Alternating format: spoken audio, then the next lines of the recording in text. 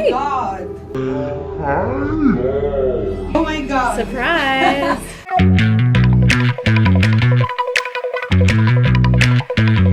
Olá, internet! Diretamente de Los Angeles para entrevistar o elenco de M3GAN 2.0.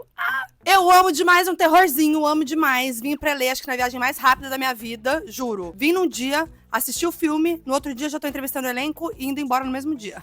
Tá tranquilo. Eu assisti o filme e eu amei, porque o filme tem uma mistura perfeita de comédia com terror. Já tem isso no primeiro filme, mas no segundo ainda mais. Agora eu vou entrevistar a Allison, que interpreta a Gemma, criadora da M3GAN, e a Katie, que interpreta a dona da M3GAN no primeiro filme, que é a menina, a sobrinha da Allison, que a Allison passa a cuidar dela. Também vou entrevistar o diretor, o Gerard Johnson. E assim, eu tô um pouco nervosa, porque eu me dei conta de que hoje é sexta-feira 13, aqui em Los Angeles. O que pode acontecer nessa entrevista hoje, gente? Tô um pouco nervosa. Aqueles 5 minutinhos com cada um em cada sala, então bora que a entrevista é aqui no corredor. Eu só vou ali e já vou. Ah, mas vocês não esquecem de dar like, comentar, compartilhar com todo mundo, se inscrever no canal, hein? Senão a M3GAN vai atrás de vocês. Hi, Gerard. Hi. I want to start by saying that I've just realized that today is Friday the 13th.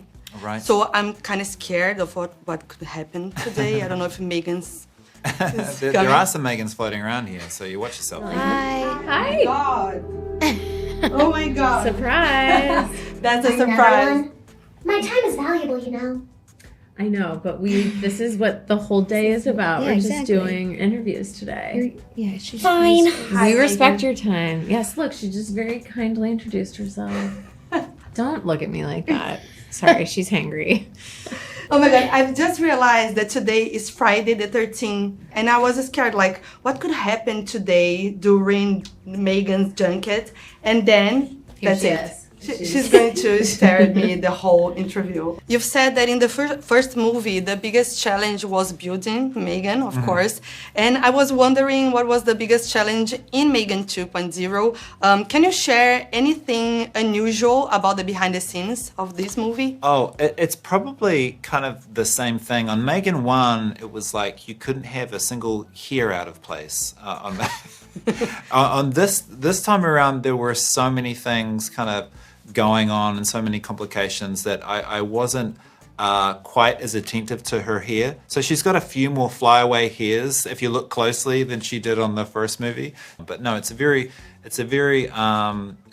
technical movie, and we have M3GAN just doing so many more insane things on this. So I'm really excited for people to see what she gets up to in this movie. Nice. So,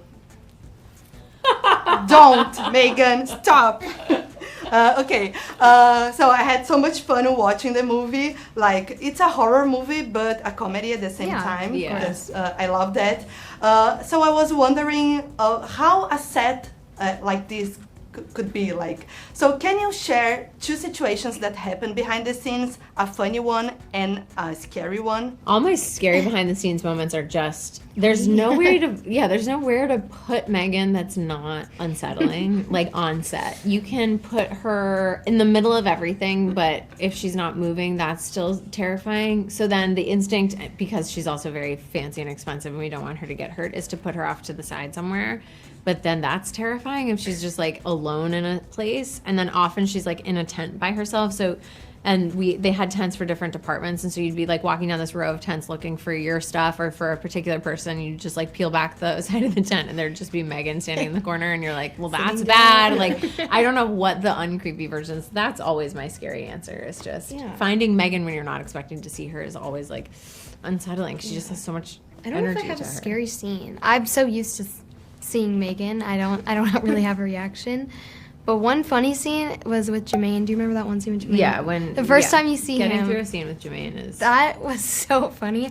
The rehearsals, everyone was just dying of laughter. I don't think I've ever laughed harder in a rehearsal. because he also is such a good improviser, and he just brought a lot to those first couple of scenes, and we were like, we are not allowed to we don't have time to do the version of the scene that you want to do. And he's talking about something funny, serious. Yeah, he's talking about I'm like really serious things, and we were like, we can't be laughing when we're talking about this. He's so funny. Yeah, like when M3GAN sings, how could you not laugh You just have to, like, this whole movie, we were just talking about how, like, you know, we're crying like real tears. Yes. And it's a movie where our co-star is with love. Like, you know.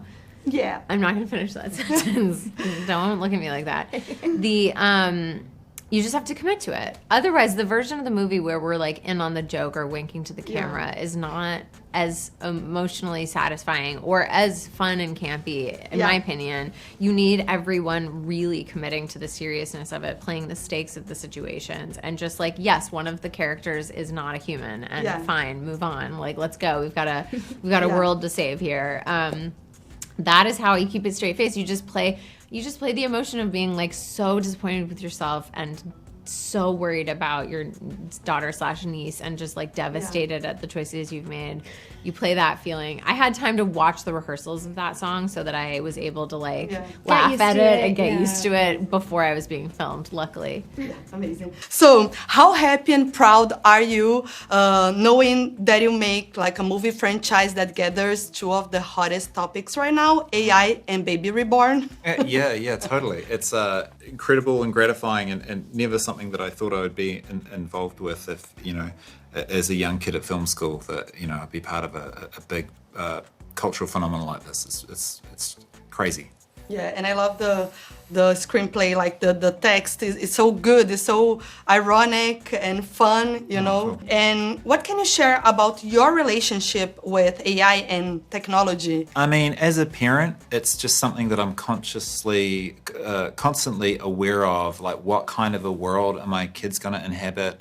Are there going to be the same sorts of jobs that there are now when they grow up? And, you know, you always talk to your kids about what they want to be when they grow up. And, you know, sometimes we're having to say, well, that won't be a job, you know, or it might not be in 15 years. So that's something that I'm always really, really conscious of. So I have my concerns. At the same time, I'm very well aware of the fact that AI is not going anywhere. It's a big part of our lives. And that's really what the theme of the movie is about. It's like, it's too big to go away. We're going to have to figure out a way to kind of work alongside it. Yeah, nice. And I'm from Brazil, and I always like to bring some of Brazil with me in my interviews and share a bit about our culture. And in Brazil, we have so many iconic dolls that could be movie characters. I wanna introduce you to some of them. Okay, great. So you can pick one of them to be like in the third sequel, maybe, with M3GAN. So I will read a description and then show you the picture. Okay, great. The first one is Xaropinho. He's a irreverent and dirty-mouthed rat with a prominent mustache. He loves himself a good controversy, so he can drop his catchphrase that I'm not going to impersonate because it's awkward, but it goes like, damn, but in a funny way. This is Xaropinho. Yeah, he's the sidekick of a famous TV host in Brazil. Okay. Oh, great. Okay. Okay. Very Wallace and Gromit. Yeah. Great. Okay. Yes. The next one is really funny. is Fofão. Fofão. Yes. Okay, well that looks suspiciously like Chucky. Yes. They're wearing the same clothes. He has his own urban legend. People said back in the 80s that he had a knife hidden inside his own body. Wait, but so is Chucky based on him? He's Fofão? also a redhead. I don't know. That's Yeah. the same outfit. That's the iconic Chucky outfit. Wow. Okay. Yeah.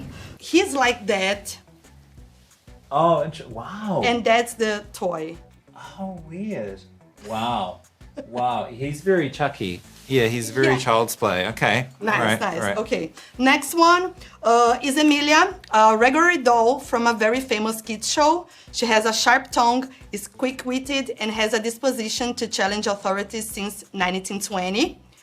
Here is she. Oh my God. Wow. Okay.